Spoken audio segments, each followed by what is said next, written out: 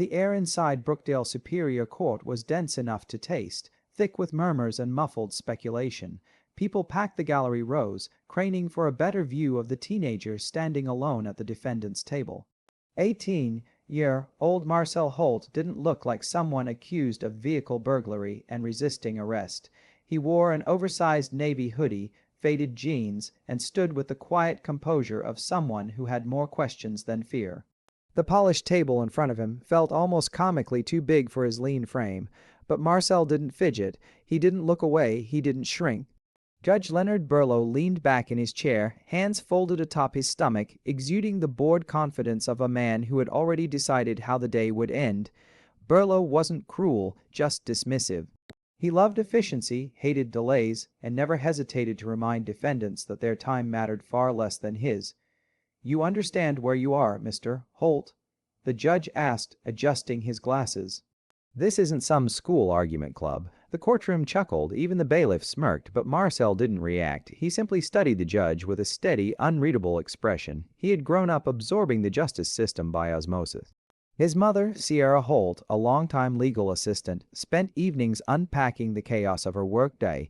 Judges who played favorites, attorneys who rushed cases, officers who bent rules, procedures ignored for the sake of convenience. While other kids watched cartoons, Marcel watched her highlight case files at the kitchen table. By 14, he could explain the difference between direct evidence and circumstantial. By 16, he knew how to spot a flawed police report. None of that mattered to anyone here. The prosecutor, Assistant DA Rochelle Kane, rose from her seat looking polished and composed. She held her file like it was already a signed confession. "Your Honor." She began pacing slowly toward the jury box. "The state will show that Mr. Holt fled from officers after being spotted near a 2021 Lexus reported burglarized. His fingerprints were recovered from the steering wheel. He was detained less than 2 blocks from where the vehicle was abandoned. There is no confusion, no contradiction. The facts are simple." The judge nodded as though the verdict was already carved in stone, but Marcel heard something strange, something in the prosecutor's phrasing, a detail she rushed past. Something she hoped no one else noticed. Judge Burlow turned to Marcel's public defender, Andrea Pierce, who looked almost apologetic. "Ms. Pierce, any response?" She inhaled, preparing to speak, but Marcel gently placed a hand on her sleeve. "It's okay," he said quietly. He stepped forward and addressed the judge directly. "Your Honor," he said, his voice steady and clear, "I'll represent myself." The courtroom froze, then erupted in whispers. "You'll what?" Judge Burlow blinked. "I'll be my own counsel." Assistant DA Kane laughed under her breath. This should be amusing. They thought he was naive, foolish, doomed. But as Marcel took one more step forward, his eyes sharp and focused, the room subtly shifted. Something unseen but unmistakable changed direction. They all assumed he didn't know what he was doing. In the next few minutes, Marcel would prove he knew more than any of them expected. A silence thick enough to press against the skin settled over the courtroom as Marcel straightened his shoulders and faced the prosecution's table. "Your Honor," he said calmly, "before we continue, I need clarification on one point."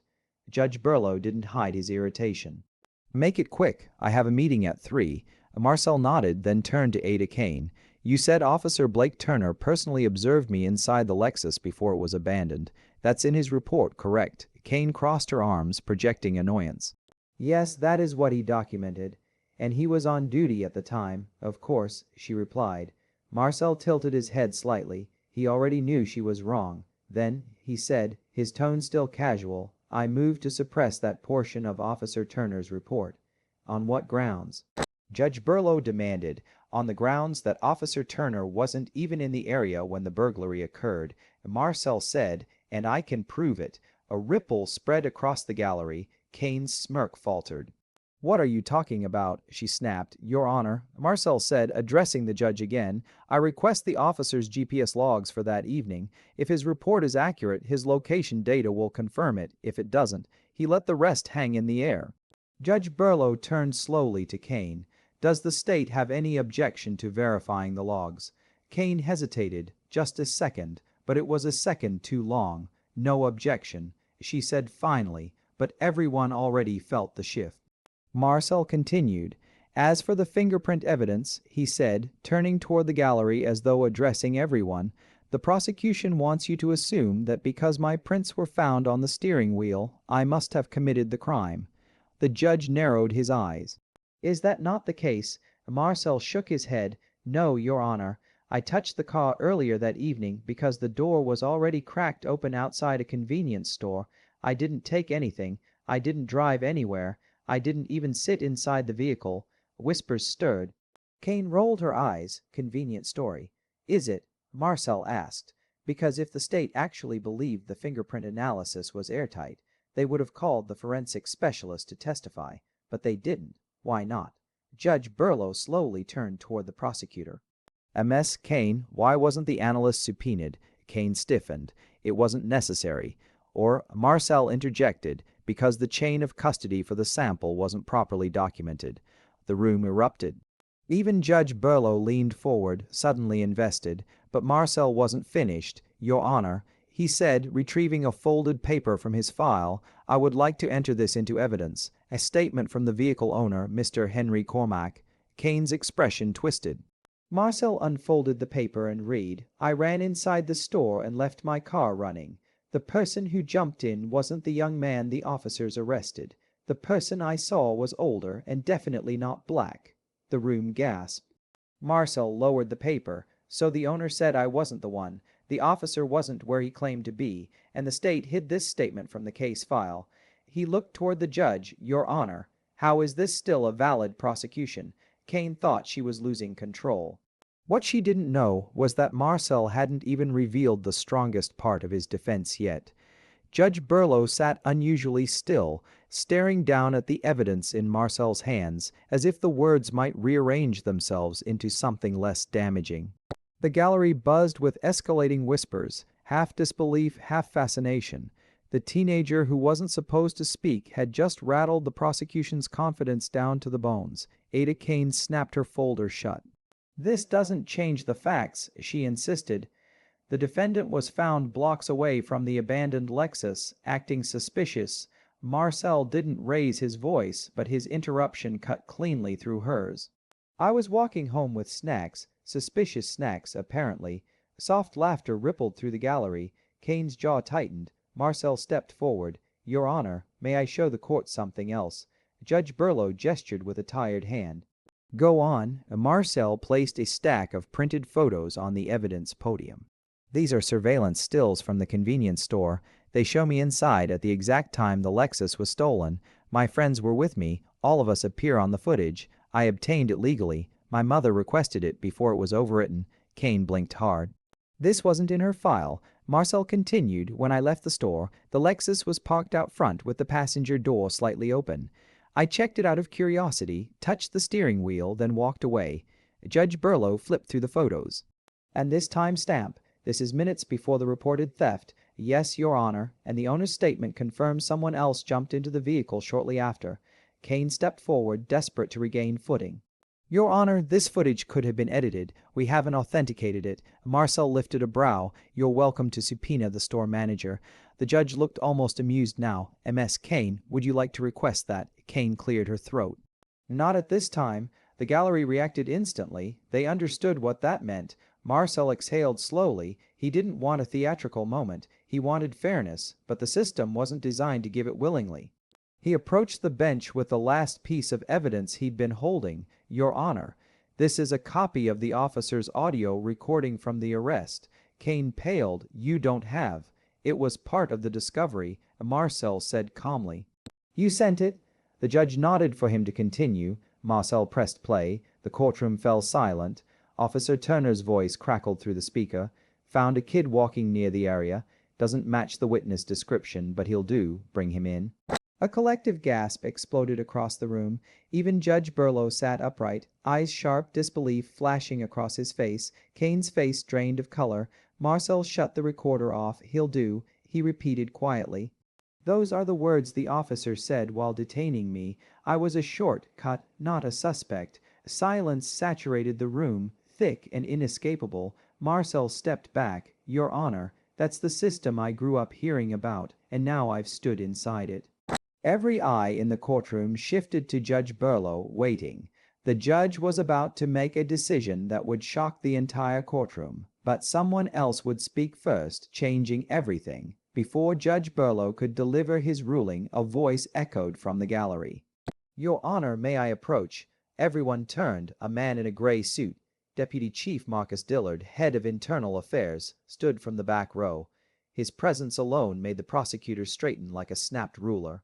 Judge Burlow blinked. "Chief Dillard, you're here for this," he replied, nodding toward Marcel, "and because Officer Turner's GPS logs were reviewed this morning, Internal Affairs received a complaint." Kane stiffened. She hadn't expected this. The chief stepped forward, handing the judge a sealed envelope. "Officer Turner clocked out an hour before the burglary," Dillard stated. "He wasn't even in uniform. His report is falsified. That's grounds for immediate suspension." Gasps rippled across the courtroom like a physical wave. The judge's nostrils flared. "Ms. Kane, did you know about this?" Kane swallowed hard. "No, Your Honor. I did not." Marcel simply stood there. He wasn't gloating. He wasn't triumphant. He looked tired. Judge Burlow set the envelope aside and removed his glasses. "This court," he said slowly, "has seen negligence before, but rarely has it seen this level of institutional sloppiness in a single case." He turned to Marcel. "Mr. Holt, do you have anything further to add before I issue a ruling?" Marcel shook his head. "No, Your Honor." Judge Burlow exhaled. "In that case," he said, gavel raised, "the charges against Marcel Holt are hereby dismissed, all of them." The gavel struck. The impact echoed through the courtroom like a thunderclap. Half the gallery erupted in murmurs, some outraged, some relieved, some stunned into silence. Reporters scrambled for their phones. The bailiff looked like he'd forgotten how to breathe. Marcel didn't smile, didn't move. He seemed frozen, not by shock, but by the emotional weight of everything he had carried into this room. Kane packed her folder quietly, her face pale, her posture deflated. She avoided everyone's eyes. Judge Burlow gathered his papers, but before he could stand, he looked up at Marcel again. "Mr. Holt." Marcel paused, meeting his gaze. The judge hesitated, then spoke with an honesty not typical for him. "You ever consider law school?" A faint, exhausted smile tugged at Marcel's mouth. "I have, Your Honor." The judge nodded once, almost respectfully. Marcel stepped away from the desk. Reporters surged toward him like a tide, questions flying. "How did you dismantle the case?" "Did you know the charges would be dismissed? What's your next step?" Marcel kept his head down and ignored the swarm. He didn't care about headlines. He cared about truth. At the bottom of the courthouse steps, he found his mother waiting with her arms crossed and her expression tight. "Baby," Sierra whispered, pulling him into a crushing hug, "don't ever scare me like that again." Marcel's voice cracked with relief. "I had to fight, Ma."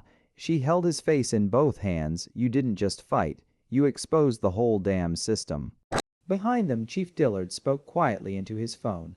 Kane rushed off down the steps, avoiding reporters. Judge Burlow paused at the top of the stairs, studying Marcel with something like reflection, maybe even regret. But Marcel had no idea the story wasn't finished. Someone was waiting for him, and what they would say next would change his future completely. Marcel and his mother had barely stepped away from the courthouse when a man approached from the sidewalk, holding a leather briefcase and wearing a faint, encouraging smile. "Mr. Holt?" he asked. Marcel turned. "Yeah." The man extended his hand. "My name is Professor Adrian Clark, Brookdale University School of Law. I've been following your case since the preliminary hearing." Marcel blinked. His mother straightened beside him. Clark continued, "I watched the live stream this morning. You argued with more composure and clarity than many third-year law students. I'm not exaggerating." Marcel flushed, taken off guard. "I just used what I knew, what you know." Clark said gently, "Is the difference between fairness and assumption, and you articulated that without fear." Cars hummed past on the street. Reporters lingered near the courthouse entrance, still searching for sound bites. But here on the sidewalk, everything felt strangely quiet. Clark opened his briefcase. "I don't want to overwhelm you, not today," he said, "but I would like to offer you something." He handed Marcel a crisp envelope. "A formal invitation," Clark explained, "to join our Pathway Scholars program. It's designed for students who show exceptional analytical ability but haven't entered college yet. You'd receive full tuition support and mentorship." Marcel stared at the envelope, stunned. Sierra pressed a hand to her chest. "Are you serious?" "Very." Clark said warmly. We need voices like his. The system doesn't improve unless people who understand its failures step inside it. Marcel swallowed hard. I don't know what to say. Just think about it. Clark replied, You're not obligated, but your performance today, it was rare, and I'd be honored to help you shape that talent. He offered a final handshake and walked away, leaving Marcel holding the envelope like it was something fragile and powerful at the same time. His mother exhaled shakily. Marcel, this is big, I know, he whispered. They sat on a concrete ledge near the courthouse, allowing the noise of the city to wash around them. Marcel opened the envelope slowly, reading the printed letter: scholarships, mentorship, early admissions consideration. His mother put her arm around him. You earned this. Today wasn't just about you. You showed them what they refused to see.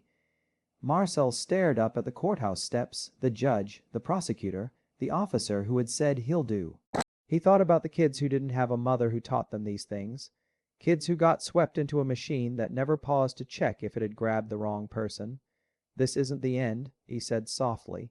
Sierra smiled. No, it's the beginning. Marcel slipped the letter back into the envelope. Ma, he said, voice stronger now, I'm going to take that spot. Good, she said, because whether they know it or not, the system needs you.